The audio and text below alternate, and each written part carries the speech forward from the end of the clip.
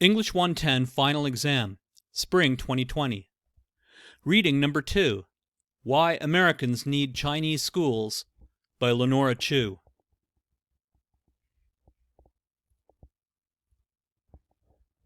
Chu's article title is the clearest, most basic statement of her argument or thesis, that Americans need Chinese schools. The why in the title indicates that she intends to prove her thesis to us in the article by using evidence, examples, and analysis. As you read, you should be asking yourself, what are Chu's reasons for arguing that Americans need Chinese schools?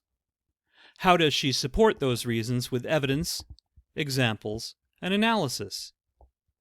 And how persuasive do you find her argument to be, and why?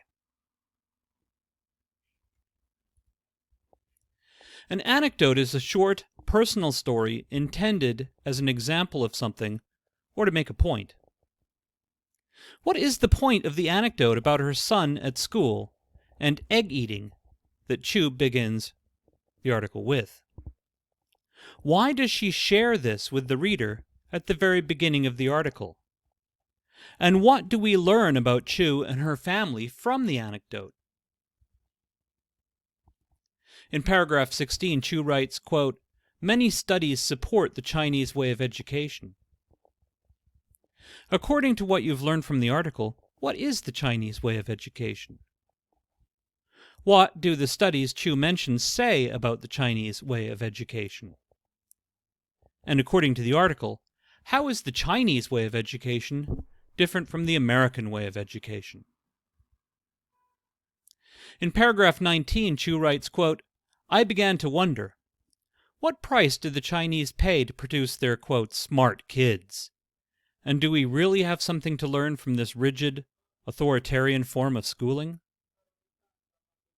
In paragraph 20, Chu restates her thesis statement a bit more specifically when she writes, quote, "I've discovered that there are indeed some Chinese secrets that work and are worth emulating.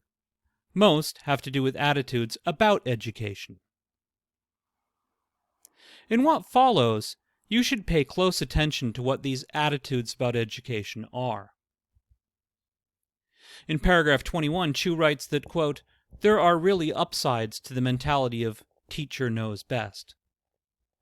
According to the article, what do you think are these upsides? And what evidence and examples does Chu use to explain these upsides?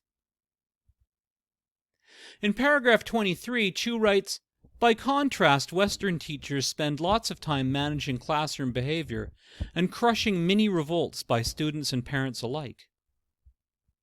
Chu is beginning to contrast Chinese styles of teaching with Western styles of teaching, by which she means styles of teaching that are common to Western Europe and the United States. According to her article, how is the Chinese style different than the Western style? Chu argues that American schools are more concerned with the needs of individual students, while Chinese schools are more concerned with the needs of the group, of the whole class together. Chu also writes, "Another bracing Chinese belief is that hard work trumps innate talent when it comes to academics." According to the article, why does this belief help students? Why won't Americans adopt the same belief? According to the article, why do many Americans disagree with the Chinese style of education? What attitudes do Americans have about education? And how are these attitudes different from the attitudes Chu says Chinese have about education?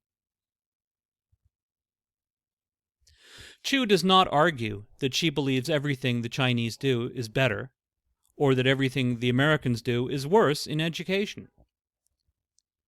According to Chu, what positive things have come out of her son's education in a Chinese school?